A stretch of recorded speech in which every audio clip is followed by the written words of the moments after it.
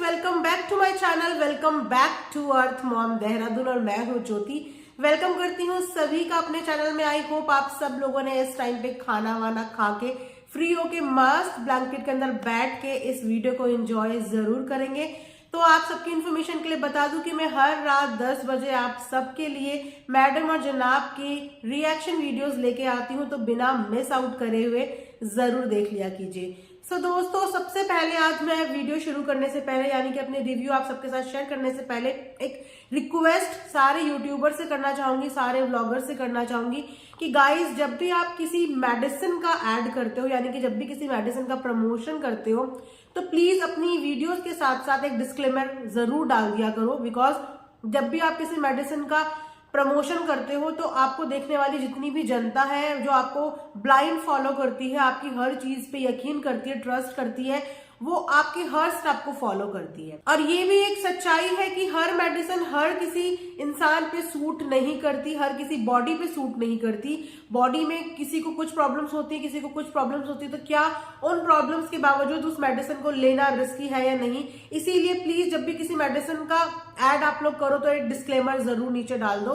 तो बात करेंगे पिपिका मैडम के व्लॉग की। पिपिका मैडम ने भी ओमेगा-3 कैप्सूल का ओमेगा-3 टैबलेट का प्रमोशन किया, जिसपे उन्होंने नीचे कोई भी डिस्क्लेमर नहीं डाला था, जिस वजह से उनके कमेंट सेक्शन में बहुत सारे लोगों के उनके लिए क्वेश्चंस आए। हालांकि वो उन क्वेश्चंस के भी जवाब नहीं देती है, लेकिन ये आपकी प्रायोरिटी बन जाती है कि जब आप किसी पर्टिकुलर एक ऐसी चीज का प्रमोशन कर रहे हो जो लोगों को कंज्यूम करनी है यानी कि खानी है, तो या तो मेक श्योर करो कि आप उनके क्वेश्चंस का उनको जवाब देते रहो, या अपनी वीडियो के नीचे एक डिस्क्लेमर जरूर डालो। क्योंकि इनके कमेंट सेक्शन में बहुत सारे लोगों के ये भी कमेंट है कि क्या ड्यूरिंग प्रेगनेंसी हम ओमेगा-3 ले सकते हैं। किसी ने बोला हमें थायराइड है, क्या हम ओमेगा-3 ले सकते हैं। किसी ने बोला हमें पीसीओडी है, क्या हम ओमेगा-3 ले सकते हैं। किसी ने बोला मेरी हार्ट की प्रॉब्लम चल रही है, क्या उसके मतलब बहुत सारे क्वेश्चन थे ओमेगा-3 टैबलेट को लेके। तो इसीलिए मैं बोल रही हूँ एक डिस्क्लेमर नीचे जरूर डाल दो, ताकि इस चीज से किसी को भी कोई प्रॉब्लम ना फेस करनी पड़े।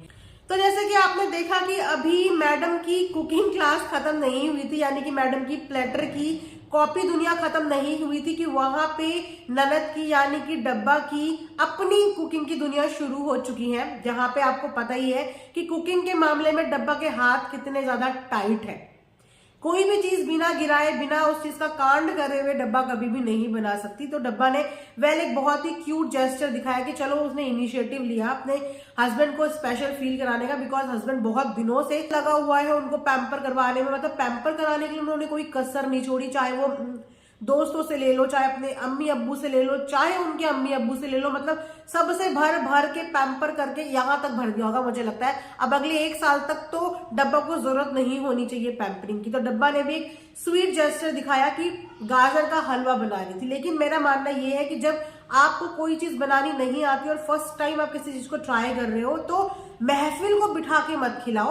पहले एक छोटा सा डेमो ले लो, जैसे हम लेते हैं ना कोई भी कपड़ा खरीदने से पहले हम अपने ऊपर ऐसे लगा के देखते हैं कि ये हम पे सूट करेगा या नहीं, हमें कैसा सिलाना है या नहीं। तो सेम कुकिंग में होता है कि पहले आप थोड़ा सा अमाउंट में बना के देखो कि आपसे कैसा बन रहा है, आप उसे बना पा रहे हो नहीं बना पा रहे हो, तब आप उसको बिग अमाउंट में बनाओ। लेकिन डब्बा का शुरू से ये कि एकदम बना देगी, एकदम भर भर के बना देगी और फिर उस चीज में कुछ ना कुछ गड़बड़ी निकल ही जाती है। जैसे एक बार गुलाब जामुन बनाए थे, तो गुलाब जामुन तलते तलते फटने फटने फटने शुरू हो गए, है ना।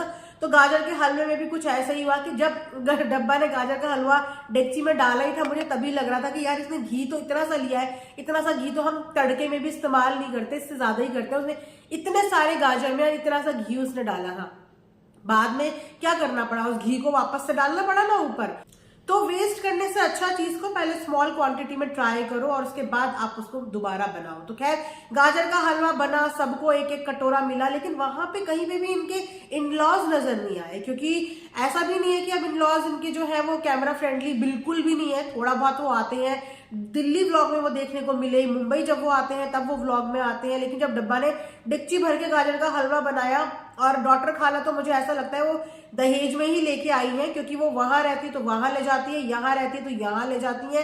आधे से ज्यादा दिन उनके घर पे रहती हैं या आधे से ज्यादा दिन डॉटर खाला इनके घर पे रहती है। तो वहां पे सबको एक एक कटोरी दी, पर मैंने नहीं देखा कि इन्होंने अपने सास ससुर के लिए गाजर के हलवे की कटोरी नीचे भिजवाई या नहीं भिजवाई, या अकेले ही खा गए, या ये बोले कि पता नहीं कैसा बना था कि शायद हो सकता है डब्बा की हिम्मत नहीं भी होगी नीचे देने की कि आप लोग भी चख लो और खा लो।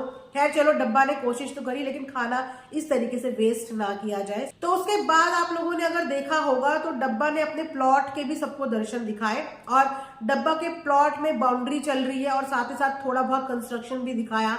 तो वहां से जो मेरी एनालिसिस कहती है, मेरा अनुमान कहता है, क्योंकि जिस तरीके की स्पेस और खुला काम दिखाया, ऊपर से डब्बा ने ये भी बोला कि ये किस रीजन से बन रहा है, ये मैं आप लोगों को आने वाले व्लॉग में बताऊंगी। तो मुझे ऐसा लगता है कि डब्बा वहां पे कुछ वेडिंग पॉइंट टाइप का कुछ खोलने वाली है, कि जिस तरीके का स्पेशियस वो लग रहा था, तो मुझे ऐसा लगता है कि ऐसा ही कुछ उनका प्लान होने वाला है, क्योंकि वहां पे एक रूम वगैरह भी बन रहा था जिसमें फनी भी ये बोलते हुए नजर आ रहे थे कि तो तुम अपने लिए हो जाओ, यहाँ पे तुम शिफ्ट हो जाओ। तो हो सकता है कि एक्स्ट्रा इनकम का डब्बा को हर जगह पे, देखो डब्बा के अंदर का बिजनेसमैन अब जाग गया है, अब तो डब्बा को हर जगह से बस पैसे कमाने हैं, साम दाम दंड भेद, मतलब ये सारी चीजें डब्बा ने शादी से पहले कभी नहीं की थी, लेकिन शादी के बाद डब्बा का अच्छा खासा लेवल पे ना दिमाग बहुत ही ज्यादा ब्रॉड हो गया, मतलब कमाने वाली।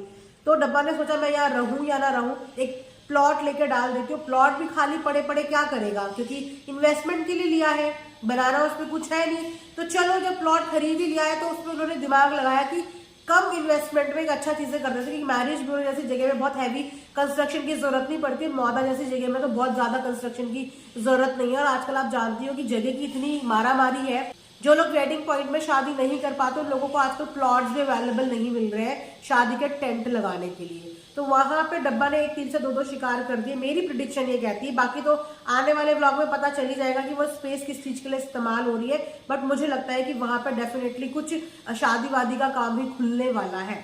चलिए, तो यहाँ पर जो डब्बा का चैप्टर होता है क्लोज, उसके बाद चैप्टर होता है अम्मा का शुरू, क्योंकि बहुत सारी चीजें मैं बहुत दिन से देख रही हूँ। अब एक ही वीडियो में अगर मैं सब चीजें कवर करने लग जाऊं तो वीडियो बहुत ज्यादा लंबी हो जाती है, फिर कहीं ना कहीं आप लोग भी बोर हो जाते हो। तो मैं छोटी छोटी वीडियोस में सारे पॉइंट्स कवर करने की कोशिश करती हूँ। तो इस बार कुछ चीजें आपको ऑकवर्ड नहीं लगी, कुछ नहीं, इनफैक्ट बहुत सारी चीजें ऑकवर्ड लगी। जैसे अम्मा जब से एक्सपोज हुई है, या ये बोले कि अम्मा का जब से कर दिया है काम तमाम, बेइज्जती कर दी है उनकी, तब से अम्मा की वो इज्जत दिखी नहीं इस बार मुंबई में, काफी फीका दिखा। सिर्फ एक ड्रामे के लिए अम्मा को तैयार किया जाता था, वो था दुआएं, वो भी सिर्फ डब्बा के लिए। उसके अलावा पिपिका मैडम अम्मा को रिसीव करने तो जाती हुई दिखी थी, इनफैक्ट छोड़ती हुई भी दिखी थी, जब सी ऑफ कर रहे थे तब भी दिखी थी। लेकिन इसके बीच की ड्यूरेशन में पिपिका मैडम कहाँ थी? पिपिका मैडम को एक बार भी अम्मा दुआएं देती हुई नजर नहीं आई, झपटी पप्पी करती हुई नजर नहीं आई। जहां पे अगर आप पास व्लॉग जाके देखोगे तो पिपिका मैडम इतनी क्लोज नजर आती थी अम्मा के, प्यार करती थी, किस करती थी, गले लगती थी, चीजें देती थी। इस बार पिपिका मैडम ने अम्मा को कुछ भी नहीं दिया, कुछ भी नहीं दिया। जबकि इस बार तो उनके घर में इतनी बड़ी खुशी आई थी, उनका बेटा हुआ था। तो जब किसी के घर में बेबी होता है, खुशी आती है, तो बड़े बुजुर्गों को गिफ्ट दिए जाते हैं, लेकिन पिपिका मैडम ने कुछ भी नहीं दिया। सामान छोड़ो, इस बार तो प्यार मोहब्बत भी नहीं दी। खाने में भी जो अम्मा गई थी तो अम्मा को एक जगह बिठा दिया था कि भैया मजा ले, यहाँ से वहां मत खिसक जाना। तो क्या पिपिका मैडम को अभी तक वो डर, क्या अभी तक वो ट्रॉमा में है? लगता है कि अम्मा के वीडियो क्लिप के बाद पिपिका मैडम इतना घबरा गई है कि कहीं अम्मा मेरे घर के कटोरी चम्मच ना उठा ले, या अम्मा मेरे घर के सूट दुपट्टे ना उठा ले। इतने ज्यादा खौफ इनको हो गया है कि अम्मा से इतना ज्यादा डिस्टेंस और इतनी ज्यादा दूरियां इस बार देखने को मिली है। वही अम्मा जिनको ये गले लग के चिपट चिपट के दोनों हस्बैंड वाइफ इतना पैम्पर करते थे, और इस बार अम्मा से इतनी ज्यादा दूरियां नजर आई। तो वहां पे चीजें समझ में आ रही है कि जैसे अम्मा को लाया ही इसीलिए गया था कि ये दिखाने के लिए कि एवरीथिंग इज फाइन, कुछ भी प्रॉब्लम नहीं है, सब कुछ ठीक है। लेकिन प्रॉब्लम तो है, बिकॉज ना उस कंफर्ट जोन में इस बार अम्मा नजर आई ना, जबकि इस बार तो पोता हुआ था। आधे से ज्यादा समय तो अम्मा को वहां पोते को दुआएं देने में लगानी थी, पिपिका को दुआएं देने में लगानी थी, लेकिन अम्मा वहां पे गेस्ट अपीयरेंस में ही दिखी। तो कुछ ना कुछ तो इनसाइड स्टोरी चल रही है, यानी कि दूरियां हैं पर कैमरे के आगे नजदीकियां बहुत ज्यादा है। तो ये थे कुछ टॉपिक्स जिन पे मेरी फाइंडिंग्स थी, तो मैंने सोचा चलिए इसके बारे में बात करते हैं।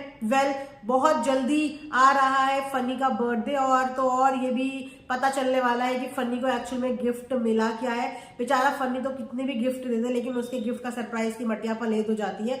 डब्बा एक बार भी नहीं बोलती कि हाँ मुझे नहीं पता, अरे झूठी मुंह ही बोल दो किसी को खुश करने के लिए कि भैया मुझे नहीं पता, और डब्बा पहले ही बोल देती है अरे मुझे तो पता था। तो मिलेंगे कल एक न्यू रिएक्शन के साथ, एक न्यू रिव्यू के साथ। तब तक आप लोग भी कमेंट सेक्शन में अपनी अपनी फाइंडिंग्स जरूर मुझसे शेयर कीजिए। हो सकता है मेरी कुछ फाइंडिंग्स मिस आउट हो गई हो, तो आप लोग मेरी बहुत हेल्प करते हैं। वैसे भी मैं अपनी ऑडियंस का बहुत ज्यादा शुक्रगुजार हूँ कि जो चीजें मेरे से मिस आउट हो जाती हैं आप लोग वो चीजें मुझे बताते हैं और मेरी बहुत ज्यादा हेल्प हो जाती है। So guys thank you so much. इसी तरीके से आप लोग प्यार देते रहिए, इसी तरीके से वीडियो को पसंद करते रहिए। इंस्टाग्राम पे कनेक्ट करने के लिए ये मेरी इंस्टा आईडी है, आप यहाँ पे भी मुझसे कनेक्ट कर सकते हैं। मिलेंगे नेक्स्ट वीडियो में, तब तक अपना ध्यान रखिए and thanks for watching earth mom Dehradun.